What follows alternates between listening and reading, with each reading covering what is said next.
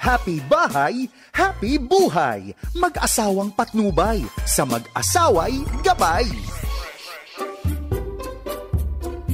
Uy, honey, napakasarap naman ang putahe natin ngayong araw na to. Merong hilabos na hipon, itlog maalat, bagoong, okra, talong. Inihaw na baboy. Inihaw na baboy at adobo. Tawagin mo na mga bata para simulan na natin ang ating munting salo-salo. Ako, gutom na talaga ako. Alam nyo, sabi po nila, hindi nyo raw matatawag ang sarili nyo na isang tunay na Pilipino kung hindi kayo marunong kumain sa pamamagitan ng kamayan. Kamayan sa Tagalog at kinamot sa Visaya.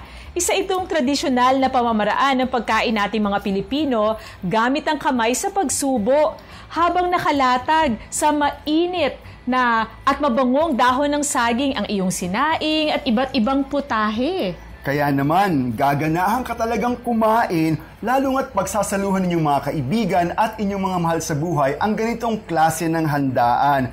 Pero honey, ano nga ba ang kaugaliang Pilipino na sinasalamin ng kamayan? Sinasalamin ng kamayan ang pagiging palakaibigan nating mga Pilipino.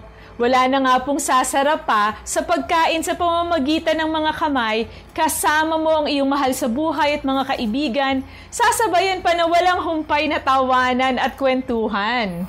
Ikalawa, sinasalamin din po ng kamayan ang ating pakikisama sa pamayanan.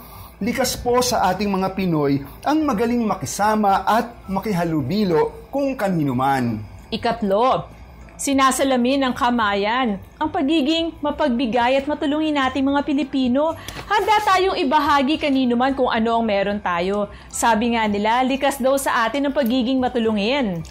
Care, kamayan, masasabing isang uri ng bayanihan. Ang pagkain ng iba't ibang putahing Pilipino kasama ang iyong mga mahal sa buhay ay lumilikha ng sense of pride. Kaya naman, ngayong pong buwan ng wika, halina't magkamayan! Lagi po nating tandaan ng mag-asawang sabay manalangin na pagtatagumpayan lahat ng suliranin. Ako po si Bong Pineda. At ako naman po si Claire para sa Happy Bahay. Happy Buhay!